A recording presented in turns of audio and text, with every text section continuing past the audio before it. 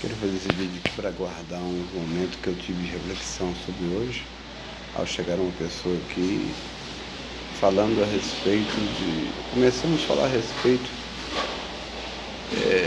que ele me perguntou se eu estava frequentando um monte, estava indo um monte, e aí nós entramos num assunto muito interessante, que às vezes nós atarefamos tanto, viramos ativistas, e comentei pessoas cheias de atividades, mas a gente não tem uma vida consistente, uma vida, sabe, de propósitos, mas só de correria. Comentei do meu pastor, que era pastor regional da mocidade de 34 igrejas da Assembleia de Deus e coordenador geral do Hospital Belo Horizonte, dirigindo 2 igrejas e construindo uma, e ainda estudando para a faculdade para a advocacia. E ao fazer essas coisas, chegou um dia que ele passou mal, levaram ele para o hospital, chegaram e tiveram uma estafa. O que é estafa? É uma comum de atividades, uma carga acima da capacidade da pessoa, que ela não tem como suportar por muito tempo. Então, dentro dessa situação que ocorreu, nos ensina muito a entendermos que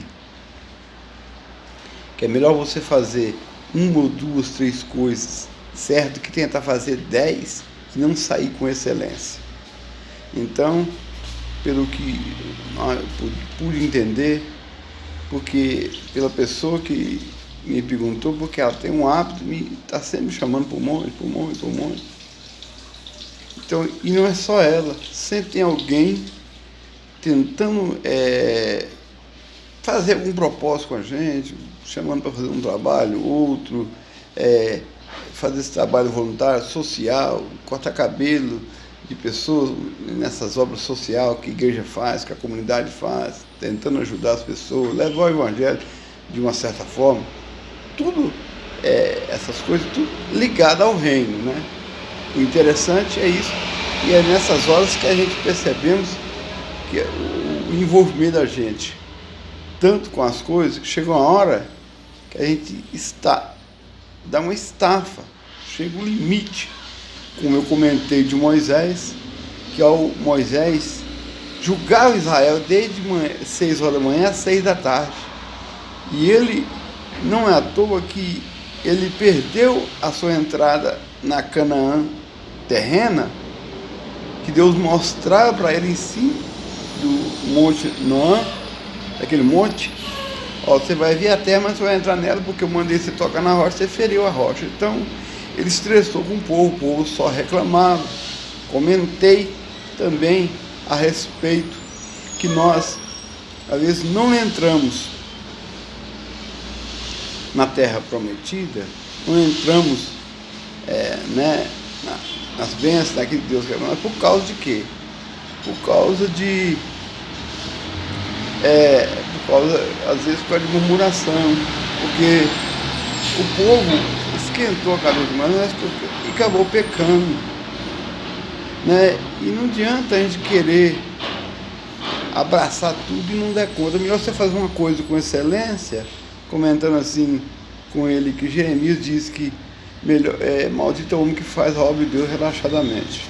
Então, se eu já tenho o suficiente para me ocupar, porque nós temos essa mania de esquecer que nós temos deveres como cristão, de levar o evangelho, de pregar o tempo que nós puder pregar o evangelho, mas nós esquecemos também que nós temos o nosso trabalho, que o homem tem que ver do seu suor, que nós temos o nosso compromisso como esposo, como pai, diante da sociedade e diante de todos. Então, nós se ocupamos tanto, esquecemos às vezes de ter compromisso até com Deus, no seu devocional, na sua vida com Deus, porque muitas das vezes estamos tão ocupados que às vezes não sobra tempo nem para orar, para ter uma vida de comunhão com Deus, porque Deus quer ter uma comunhão mais íntima com seu filho. Quando eu falo isso da impressão, nós estamos falando de casamento, mas é a mesma coisa.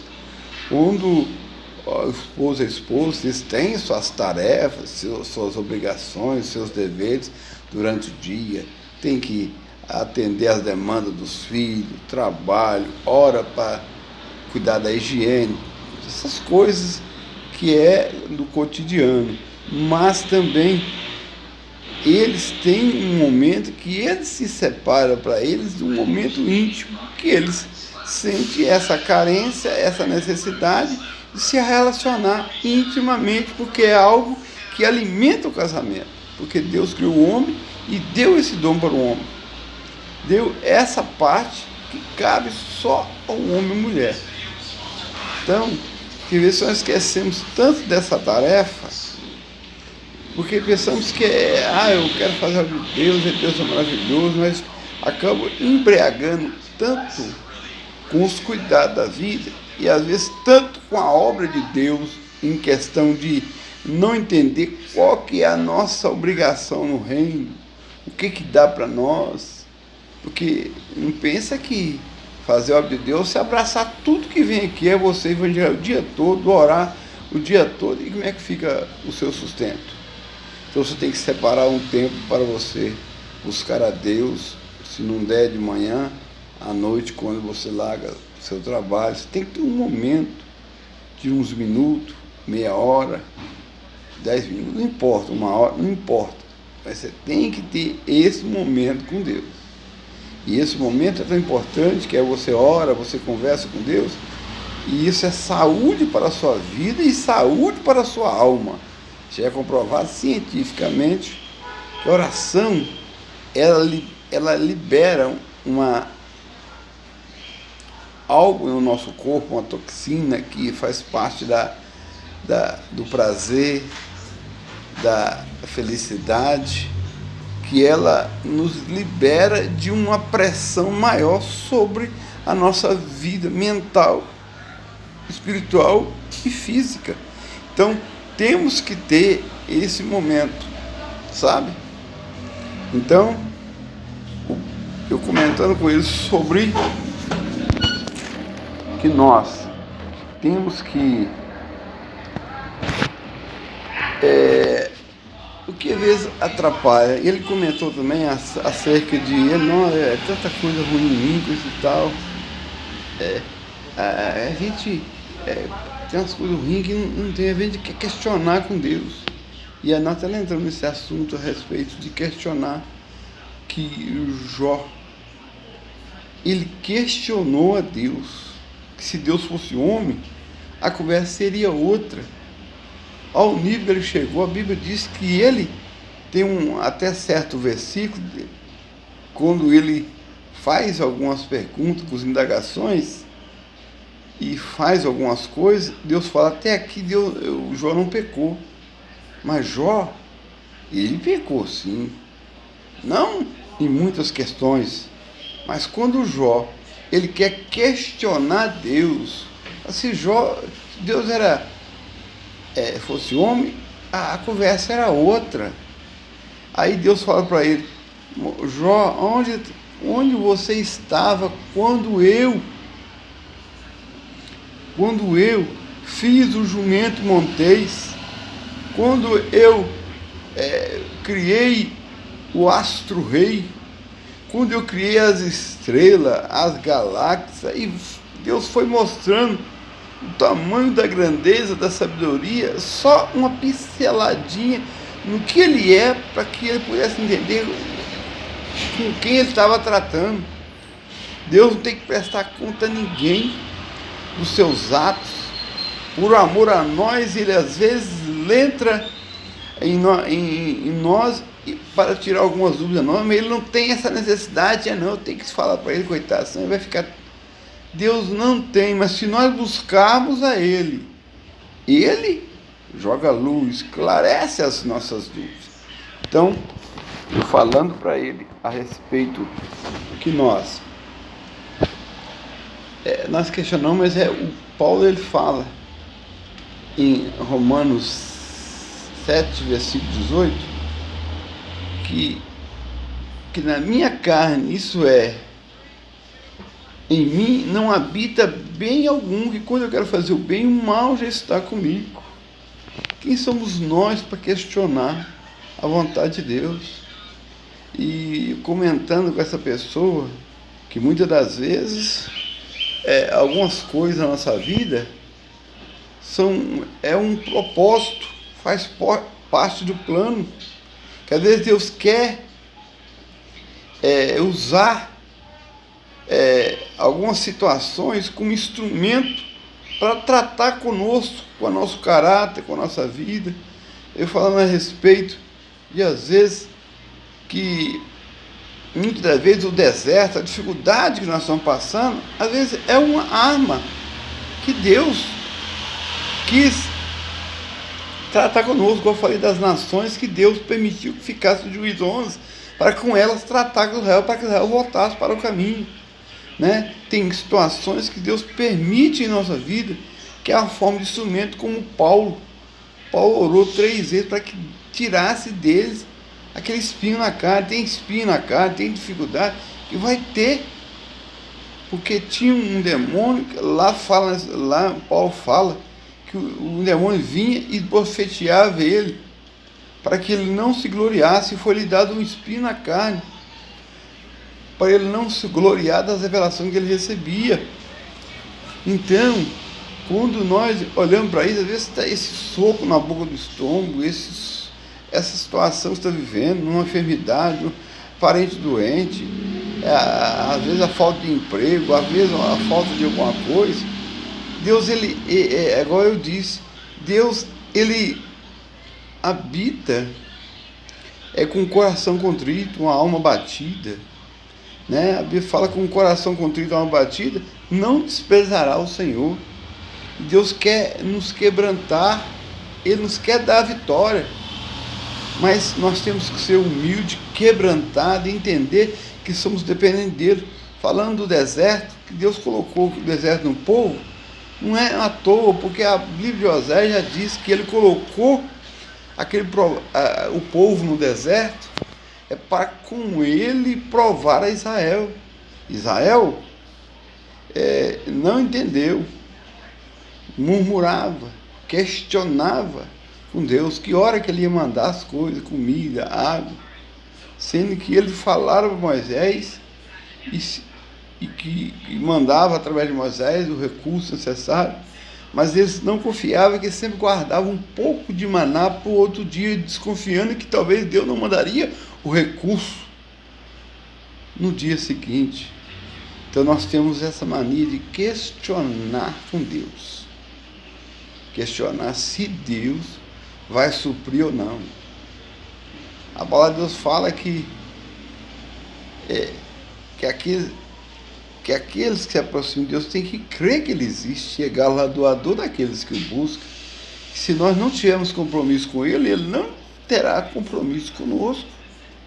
Então, se eu tenho um compromisso com Ele, Ele jamais vai te abandonar, dar as costas para um filho seu.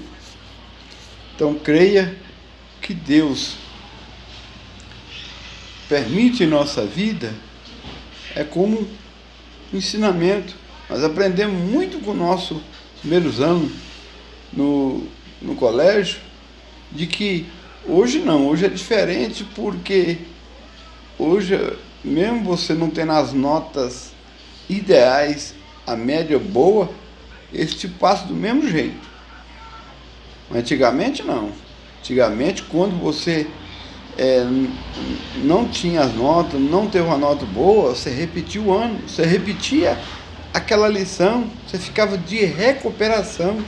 E às vezes, se você não entender que você tomou bomba por causa daquela lição, por causa daquela prova, por causa daquela matéria, ela vai se repetir novamente na sua vida. Israel ficou 40 anos no deserto, repetindo a mesma prova, porque era viagem de 6 meses, no máximo. Eles levaram 40 anos. Por quê? Porque não aprendia a lição. Todo dia, em mar, Israel murmurou. No deserto, Israel murmurou. Então, quando nós murmuramos, nós murmuramos. Nós entendemos